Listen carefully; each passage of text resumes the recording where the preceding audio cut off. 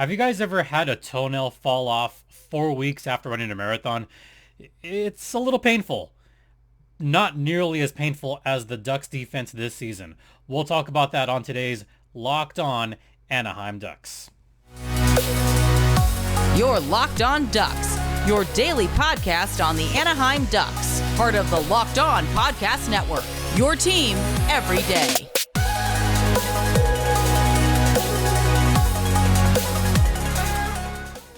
Welcome everyone to Locked On Anaheim Ducks, part of the Locked On Podcast Network. I'm your host, Jason JD Hernandez. I've been covering hockey for over a decade. Thanking you for making this your first listen of the day. Don't forget, this podcast is free and available across all platforms. You can follow me on Twitter at StimpyJD, and the show's Twitter is at LO_Ducks. So let's get right into it today. We had a couple of games over the weekend. Actually, before I get to the games, let me explain what's been happening. So I had a little bit of a mic issue. I actually had to go inside, do a little screwdriver work, but it's all fixed, and also had a little software stuff. But we are all good. Mic is working good as far as I know. Video's working good as far as I know. So everything's good now. And also it gave me an extra day to rest my voice and let it get back up to about 90%, which is better than it has been over the past couple weeks. So I'll take it. So that's why there's been a somewhat lack of shows, but we will have 5 shows this week. Kind of a quasi doubleheader tonight, and then we'll be back regular Wednesday, Thursday, Friday. All right. So now to get into it. 2 games over the weekend. I mean, part of me doesn't want to talk about it because it was both bad and good.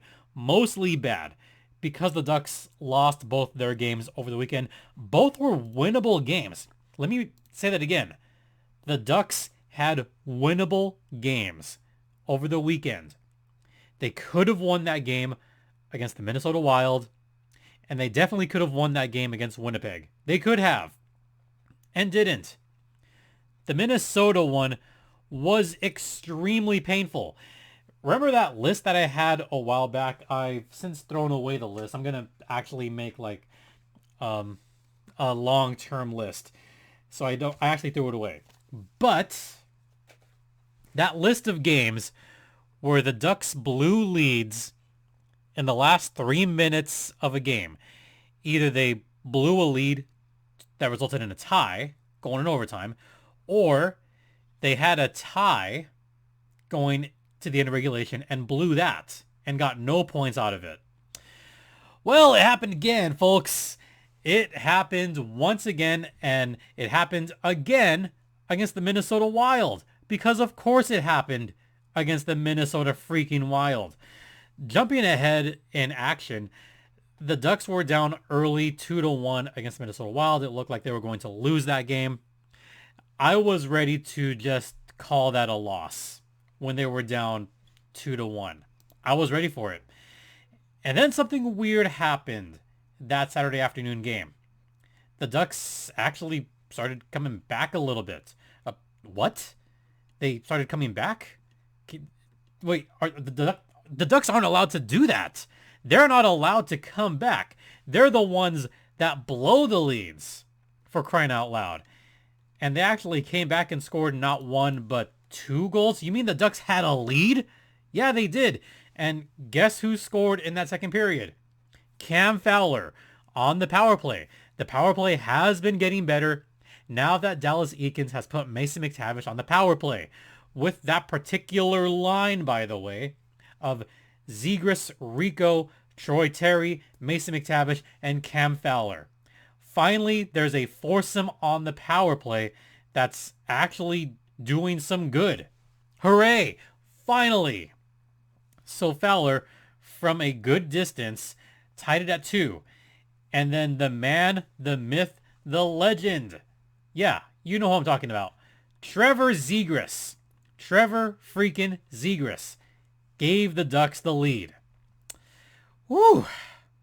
That was looking fun, folks. All the while, by the way, Minnesota threw everything at John Gibson. Gibson was seeing shot after shot after shot after shot. Man, that looked good. That Zegras goal looked really good. But all the shots against our buddy Gibby. Poor Gibby was getting the taser. Once again, 27-22 at the end of 2 periods. Oh, but it got so much worse because Anaheim does what they always do when they have a lead. They let it slip away. Stop me if you've heard this before. The Ducks allowed a power play goal. Joel Eriksson Ek tied it up at 3. But oh my God, guess what? The Ducks scored another power play goal. This time, my guy, Troy Terry. That's right, Troy Terry did it again. Yes. Terry scored on the power play. 4-3 Ducks. And guess who got assists?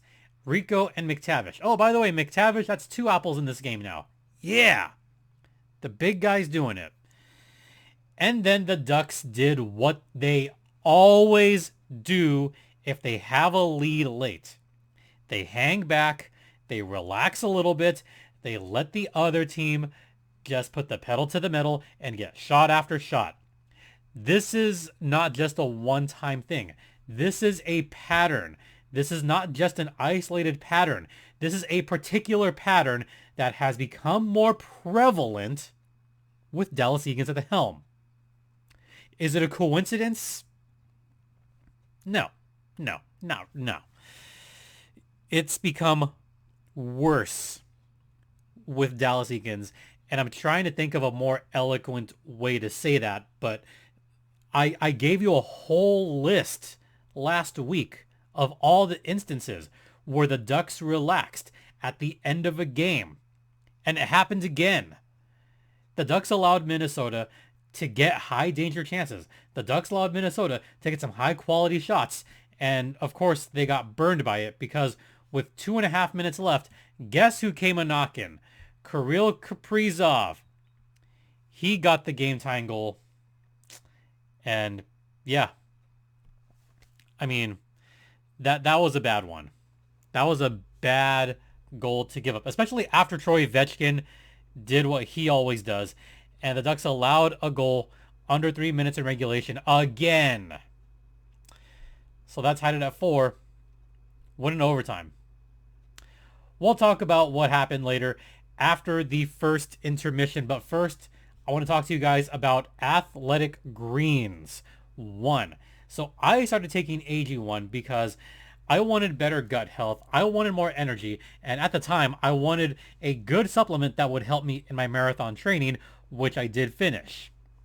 And you know what? It did help me out a lot during the training, and especially the morning of the marathon, because AG1 is filled with 75 high-quality vitamins, minerals, whole food-sourced superfoods, probiotics, and adaptogens to help start your day right. And it started my day right that day. It really did. And the way I use it, I take a scoop of the powder, mix it in some water, mix it up, drink it, and I am good to go. Yeah. I mean, it's cheaper than getting all kinds of different supplements, and it is recommended by professional athletes and also recommended, by the way, by some marathoners, because I wasn't the only one running the New York Marathon that was taking AG1, by the way. So if you want to try it for yourself, then head over to athleticgreens.com/NHL Network right now. And to make it easy, Athletic Greens is going to give you a free 1-year supply of immune-supporting vitamin D and 5 free travel packs, which I used with your first purchase. All you have to do once again is visit athleticgreens.com/NHL Network to take ownership over your health and pick up the ultimate daily nutritional insurance. Welcome back to Locked On Anaheim Ducks, part of the Locked On Podcast Network. You're locked in with, bam, Jason JD Hernandez. So what happened in that overtime? Actually, what happened before that overtime? Let's talk about John Gibson going a little bit feral on everybody. Why is it that certain teams want to try to provoke John Gibson. Why is that? We know Gibby can throw hands. I mean, he wanted to. Gibby wanted to throw hands. I say, let him. Let him throw hands. It's only a matter of time before John Gibson is absolutely going to clock someone. And you know what? I would say it's probably earned. No, definitely earned. How dare Jordan Greenway just like get into his face? And you know what? I liked that. I liked seeing John Gibson have a little bit of chutzpah right there. Jordan Greenway got in his grill. John Gibson got in his grill. The two started going at it. A little bit of a shove, a little bit more of a shove, and then they started going at it. Not exactly fighting, but there were definitely some shoves going on. A little bit of, like I'm going to get like a little bit of like, not headlocking, but a little bit of action there where it looked like it could have escalated. And it easily could have escalated. It did not. But can you imagine if the refs just let Gibby loose? I mean, he would kill someone.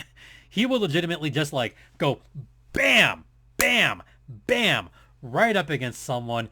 And if there's any goalie in the league, well, there's a couple goalies that could do it. But I think Gibby is one of those goalies that could just fight someone and just let it happen.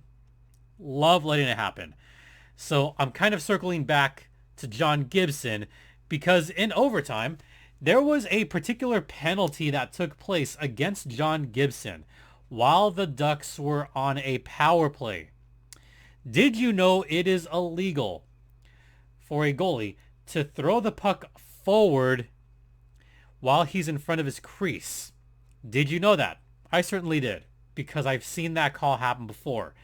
And Gibby did it. He had the puck in his hand, and instead of freezing it, he threw the puck forward instead of throwing it either to the side or behind him. Now, as a goalie, you are allowed to freeze the puck but kind of slide it to the side or slide it back to another player.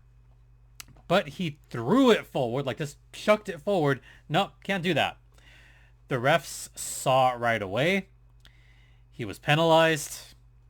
And that's how overtime pretty much ended while both teams skated even. So we head to a shootout. In that shootout, we saw pretty much some of the best goal scoring in a shootout that we've seen in a long time. First off, Troy Terry had a great shot in overtime. Jared Spurgeon just stopped him. So what do we get in a shootout? We get, Trevor Zegras, because of course. And Trevor Zegras worked his sorcery on the shootout. He slowed down. I'm going to try to slow it down a little bit. He slowed down just a little bit of speed, slows down even more, and then a little bit of a bam right there. Zegras had Gustafsson fooled on that shootout goal.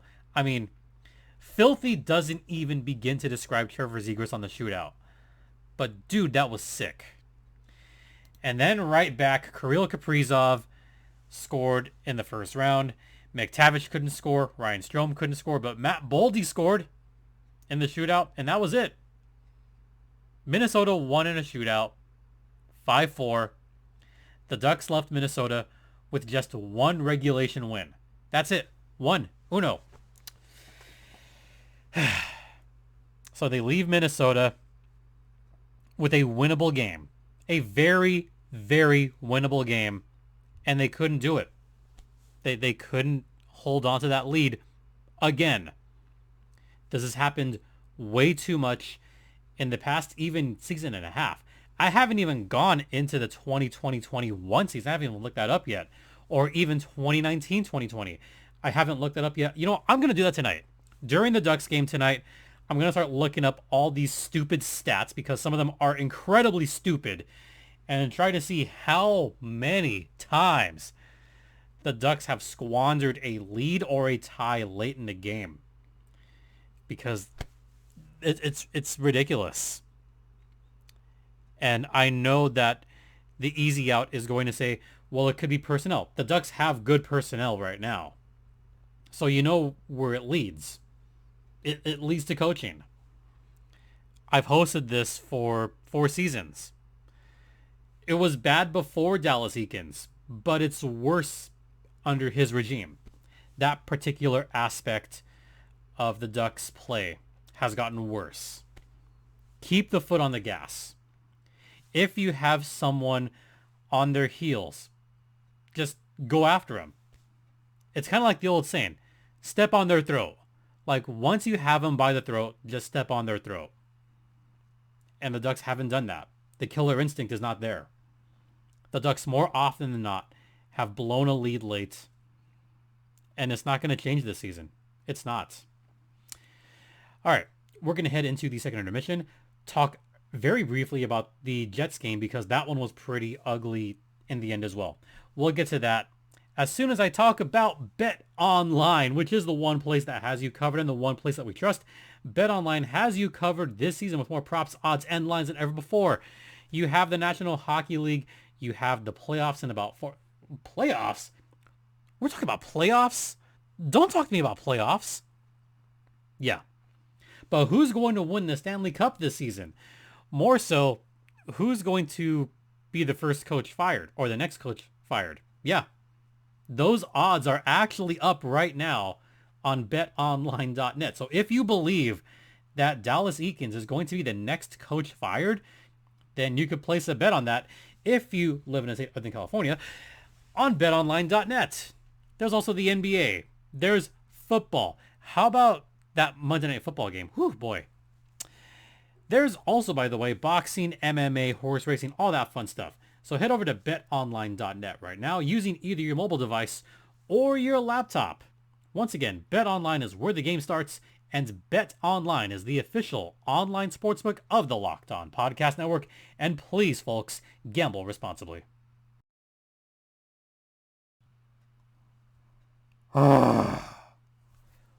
Welcome back to Locked On Anaheim Ducks. It's part of the Locked On Podcast Network. You're still locked in with an exasperated JD Hernandez on episode number 641 of Locked On Ducks, which means I've talked about this team over 600 times. And not much has changed in those 4 seasons. The Ducks are still blowing leads. Guess what? They did it in Winnipeg too. They had a 2-goal lead early in this game. They could have taken a 3-0 lead or a 4-0 lead if they just wouldn't let up. Early on in the game, the Ducks had all the momentum. All of it. They were completely outplaying Winnipeg. First period shots were 18-7 in favor of the Ducks. They looked good. First goal of the game, Jakob Silfverberg. Nice to see him get on the board. And you know who scored that second goal, which was still weird to me when I saw that? Brett freaking Leeson. Brett Leeson scored his second of the season. That looked great. At the time, the Ducks were out shooting Winnipeg by a lot. I mean, a lot. And then the Ducks did what they always do when they have a lead. They relax. They had 20 or 21 shots at the time of that goal. They had 9 after that. They had 9 shots on goal after that for the last 35 minutes of the game. At one point, they were doubling them up. It was like 20-10 at one point. Yeah. And then Winnipeg just took over, but it's more so the Ducks just let them walk all over them. After that point, shots were 30-9. Yeesh. That's bad, folks. Last 2 periods, 33-12 were the shots on goal. And Mikey Eyssimont. Yes, you heard that right. Former Ontario Reign player. Former LA Kings player. Mikey Eyssimont.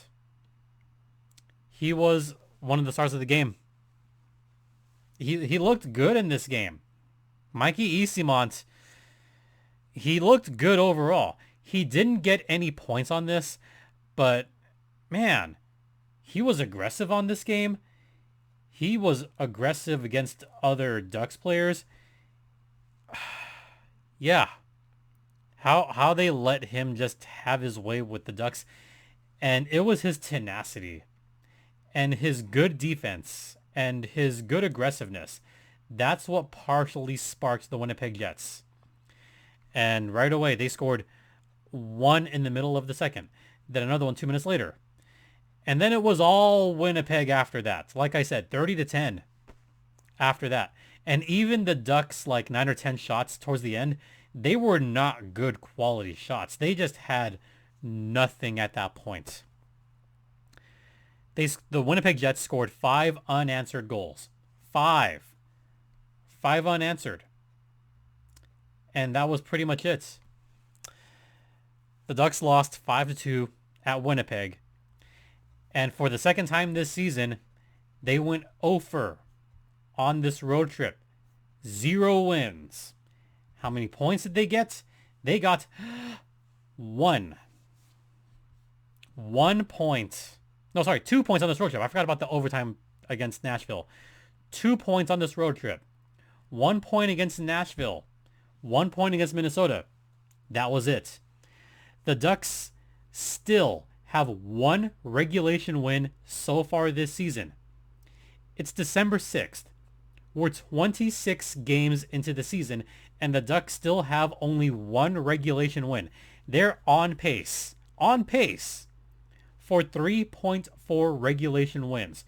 So we'll round down. They're on pace for 3 regulation wins this season. That would by far break an NHL record. In a season with 80-plus games, the NHL record for fewest regulation wins is 8, shared by the San Jose Sharks and the Washington Capitals.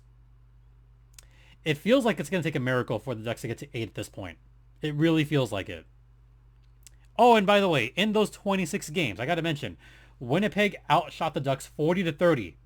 In 26 games, the Ducks have allowed 40-plus shots in half the games. 13 times out of 26, the Ducks have allowed 40-plus shots. That is way too much. And an incredibly bad effort defensively. I mean, yes, you could point to the injuries the Ducks have had. Shaddy was out for a while. Jamie Drysdale out for the season, more than likely. You don't realize how badly the Ducks miss certain players until they're gone. And Jamie Drysdale was definitely a player that the Ducks took for granted. We all took Jamie Drysdale for granted. And look how much worse the defense has been without him in the lineup. It's gotten worse. I mean, at this pace, the Ducks are going to allow 40-plus shots a total of 41 times this season at this rate. Do you know how many times they've allowed less than 30 shots? Allowed less than 30. I'll give you a second to think about it. Yeah. 4 times. 4 out of 26 times the Ducks have allowed 30 or less shots. Or less than 30 shots. St. Louis, the Kraken, the Golden Knights, if you can believe that, and the Blackhawks. How'd those games turn out? Not so good. They allowed 22 shots against the Blackhawks. They lost 3-2. They allowed 22 shots against Vegas. They lost 4-0. They allowed 25 shots against the Kraken. Lost 5-4. They allowed 27 shots against the Blues. Lost 3-1. I don't know what more the Ducks can do at this point. I don't know what more I can say. Except this Ducks team, if you thought 2020, 21 was historically bad, this might be worse. And this is not just hyperbole. This might be legitimately one of the most historically bad teams in a single season in NHL history. We're certainly on our way to the worst single season in Ducks history. We're on our way. As long as it means that the Ducks can get Connor Bedard in the draft then maybe it'll be worth it. But this is bad, folks. All right, I'm done ranting for this one. We're going to be back with another show later on because we've got so much more to talk about, including some moves in the roster. Settlers of Catan, I got to talk about that. So, yeah, stay tuned for the next episode of Locked on Ducks where I talk about everything else under the sun. In the meantime, thank you so much for your continued support. Thanks for watching. Thanks for listening. Don't forget this podcast is free and available across all platforms, including Stitcher, Spotify, Odyssey, Apple Podcast, Google Podcasts, among others. You could follow me on Twitter at StimpyJD. The show's Twitter's at LO_Ducks. You could email me at lockedonanaheimducks@gmail.com. Once again, thank you all so much for your continued support. It is so greatly appreciated. For Locked on Anaheim Ducks, I'm Jason JD Hernandez saying have a great rest of the day. Please continue to be safe out there. Be kind to one another. Be kind to all the Ducks fans. And Ducks, fly together.